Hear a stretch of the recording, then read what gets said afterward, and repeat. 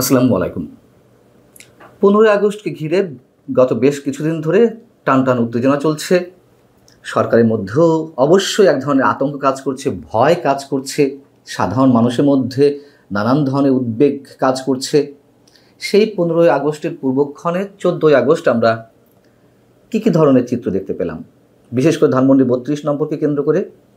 32 নম্বরের সামনে 14ই আগস্ট বৃহস্পতিবার সকাল থেকেই অতিরিক্ত পুলিশ মোতায়েন করা হয়েছে, সাজোয়া যান রাখা হয়েছে, এমনকি এপিসিও আনা হয়েছে 32 নম্বরের সামনে।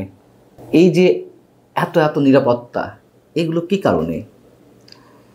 কারণটি কি এই যে 15ই আগস্ট বঙ্গবন্ধুর মৃত্যুর দিনটিকে সামনে রেখে সাধারণ মানুষ সেখানে শ্রদ্ধা জানাতে গেলে তাদের নিরাপত্তা দেওয়া হবে?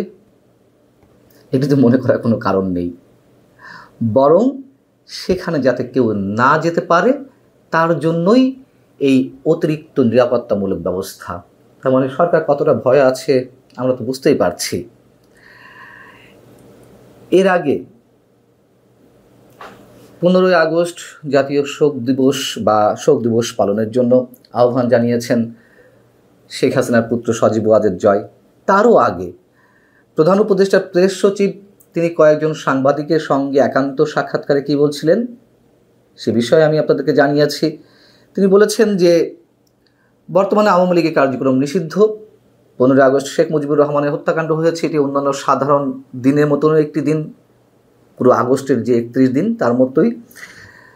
এবং কেউ যদি ধানমন্ডিতে বা কোথাও কোনো কর্মসূচি পালন করে তাহলে তাদের বিরুদ্ধে আইনানুগ ব্যবস্থা নেওয়া হবে।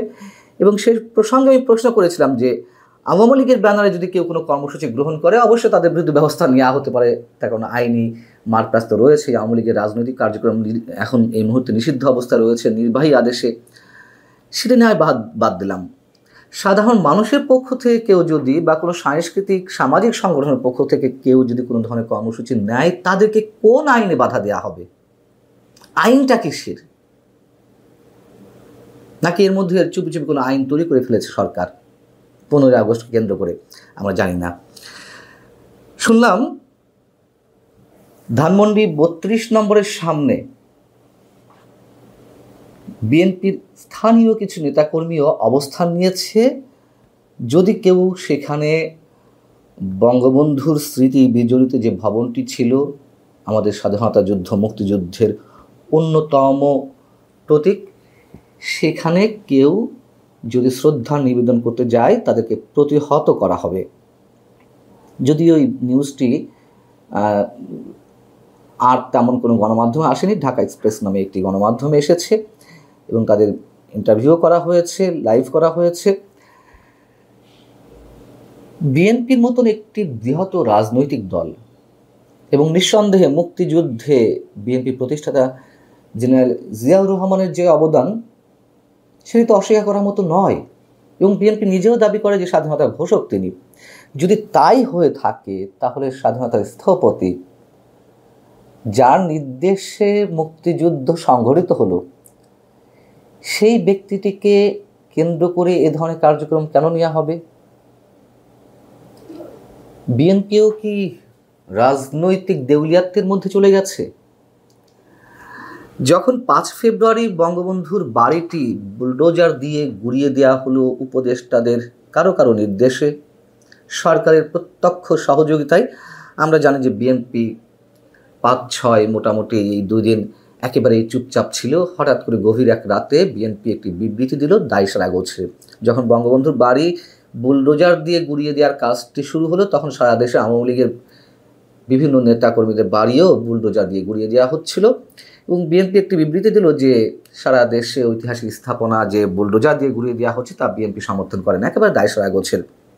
আবার তখন সম্ভবত 9 ফেব্রুয়ারি বিএনপির অন্যতম শীর্ষ নেতা জয়নাল আবদিন ফারুক তিনি মন্তব্য করেছিলেন, ঠিক হয়েছে, বুলডোজার দিয়ে 32 নম্বর গুড়িয়ে দেওয়া হয়েছে, ভালো কাজ হয়েছে।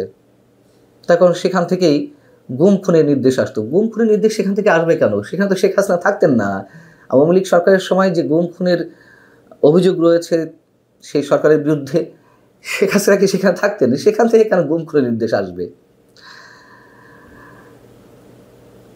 সরকার আসলে প্রচণ্ড আতঙ্কে রয়েছে, ভয়ে রয়েছে আওয়ামী লীগকে নিয়ে। যে আওয়ামী লীগকে নিষিদ্ধ করা হয়েছে তাদের নেতাকর্মীদের খুঁজে পাওয়া যাচ্ছে না। সেখানে কেন সরকার এতটা ভয় থাকবে? এবং গত কয়েকদিন ধরে যা কিছু রটছে গুঞ্জন কিংবা গুজব আকারে, যে 5 আগস্ট অভ্যুত্থানের 1 বছরকে সামনে রেখে, 1 বছর পূর্তিকে সামনে রেখে আওয়ামী লীগ যে কোনো কিছু, যে কোনো সহিংস ঘটনার জন্ম দিতে পারে। যমুনা প্রধান উপদেষ্টা বাসভবন ঘেরাও করতে পারে। সরকার উৎখাতে পরিকল্পনা করছে আওয়ামী লীগ। সেটি না করে আবার সেটি তো আমরা তেমন কিছু দেখলাম না। আবার 15 আগস্ট নিয়ে এগুলো ছড়ানো হলো যে 15 আগস্টকে কেন্দ্র করেও আওয়ামী লীগ বিশাল কিছু ঘটাতে পারে।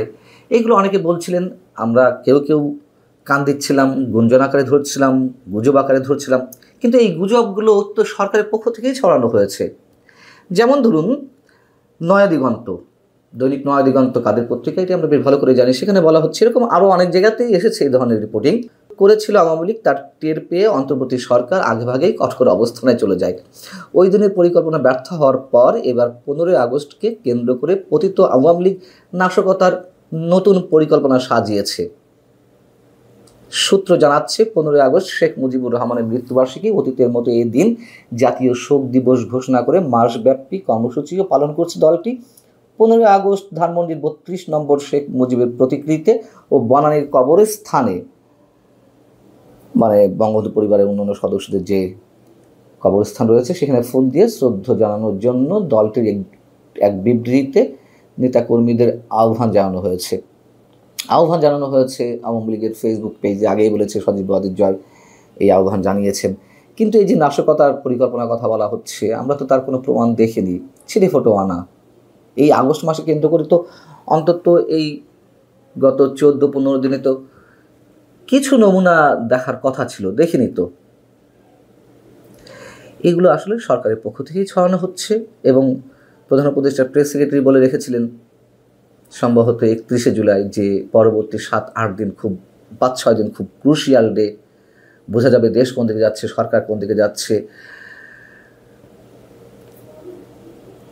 এই যে সরকারের একাধিক উপদেষ্টার নির্দেশে, সরকারের প্রত্যক্ষ সহযোগিতায় 32 নম্বর ভাঙা হলো, স্বাধীনতা সংগ্রামের প্রতীক, এটিও তাও মেনে নিলাম যে আওয়ামী লীগের নেতা হিসেবে বা ফ্যাসিবাদের কি বলা হয়, ফ্যাসিবাদের তীর্থস্থান, সেটিকে ধ্বংস করেছে, বেশ ভালো কথা। কিন্তু এই সরকার তো স্পষ্টত পুরোপুরি আমাদের মুক্তিযুদ্ধের চেতনার বিরুদ্ধে।